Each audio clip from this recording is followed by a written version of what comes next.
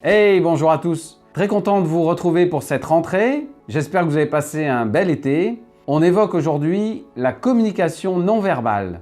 La communication non verbale, ça veut dire quoi? Une des grandes lois de la communication est qu'on ne peut pas ne pas communiquer. Même lorsque vous ne dites rien, vous communiquez.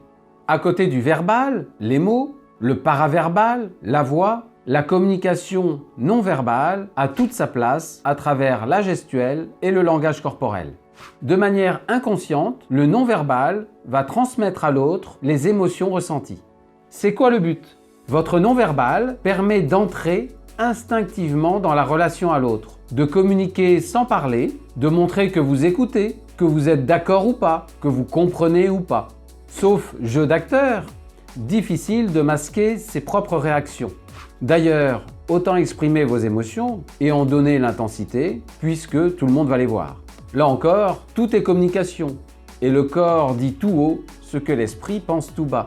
Comme le dit Victor Hugo, la forme, c'est le fond qui remonte à la surface. Il est également important d'être aligné intérieurement par rapport à ce que vous pensez, ce que vous ressentez et comment vous le montrez.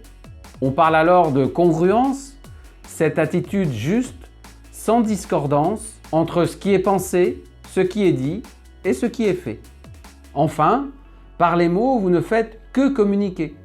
Pour faire adhérer, pour convaincre, cela passe majoritairement par votre non-verbal, dont l'impact en termes de communication est évalué à environ 70%. En premier petit pas, je vous invite à être vraiment cohérent entre votre message verbal et votre attitude corporelle. Je constate parfois une dissonance, où une personne peut annoncer quelque chose de lourd avec un sourire, voire un rire. Ou à l'inverse, quelque chose de positif, une félicitation, avec une expression neutre, voire grave. Vous vous en doutez bien, cette discordance brouille, dilue, minimise votre communication, peut créer le doute, la rumeur ou le discrédit. Veillez donc à délivrer un message congruent et entraînez-vous au besoin à être pleinement authentique. Le meilleur conseil que je puisse vous donner est d'écouter votre cœur et déjà d'être sincère, de vous à vous, en acceptant votre propre ressenti, sans le juger.